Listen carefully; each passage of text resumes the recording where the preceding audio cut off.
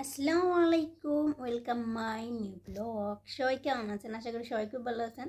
তো সবাইকে জানাই গুড মর্নিং। তো কালকে তো আমাদের ঈদ শেষ, তো আজকে হলো ঈদের পরের দিন। তো এখন হলো ঘুম থেকে উঠলাম। দেখো এখনও কিন্তু চুলগুলো কিন্তু আঁচড়ায়নি, বেনি করা রয়েছে। তো আজকে হলো আমরা বাইরে যাব, আমরা আর আমার বড় ভাই মিলে আমরা সবাই হলো করবো। মেবি গরু কাটবে না ছাগল কাটবে, আই ডোন্ট নো, আমি এখনও জানি না কি কাটবে।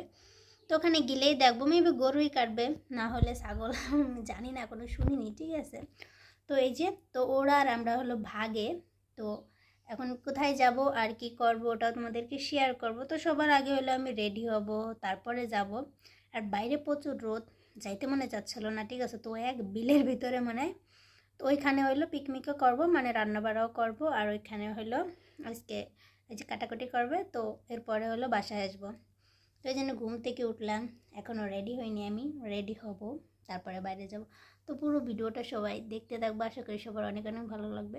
আর সবার ঈদ কেমন কাটলো অবশ্যই জানাবা। তো দেখো কালকে আমি একা একা মেহেদি নিয়েছিলাম। এতটা সুন্দর হয়নি, কারণ আমি না অত ভালো পারি না, ঠিক আছে। যেমনটা পারি না কেন তেমনটা, চাইলে এর সাথে সুন্দর করে স্টিকার দিয়ে নিতে পারতাম, কিন্তু স্টিকার দিয়ে না আমার ভালো লাগে না অতটা নিতে, একা একা যেটা পারি সেটাই আমার কাছে ভালো লাগে, ঠিক আছে। তো এখন হলো আমি রেডি হব, আর তারপরে হলো বাইরে যাব। তো খুবই সিম্পল একটা ড্রেস পরবো, তারপরে যাব বাইরে। তো এখন গোসল টোসল করে তারপরে রেডি হব, তারপরে তোমাদের সামনে আসতেছি। তো সবাই অবশ্যই। আর এদিকে বাবু উঠে গেছে, কান্না করতেছে। তো আমি রেডি হয়ে গেলাম, বাট সিম্পল একটা ড্রেস পরছি। আর সেজে গুজে যাবো না, এখন বাইরে প্রচুর রোদ, তো এই জন্যে। আর সিম্পলভাবে বাইরে যেতেই কিন্তু বেশি ভালো লাগে। তো পুরো ভিডিওটা অবশ্যই তোমরা দেখতে থাকো। তো এই তো বাইরে আসার পরে এখানে দেখতেছি, দেখো এটা ডালিম গাছ বলে মেবি, কিন্তু অনেক ডালিম গাছ আছে এখানে, আর প্রচুর ডালিমও ধরছে, কিন্তু কেউ খায় না জানো, প্রচুর টক ডালিম এটা। তো এই যে দেখো কি পরিমাণে ডালিম ধরে আছে গাছে, কিন্তু খাওয়ার কেউ নাই।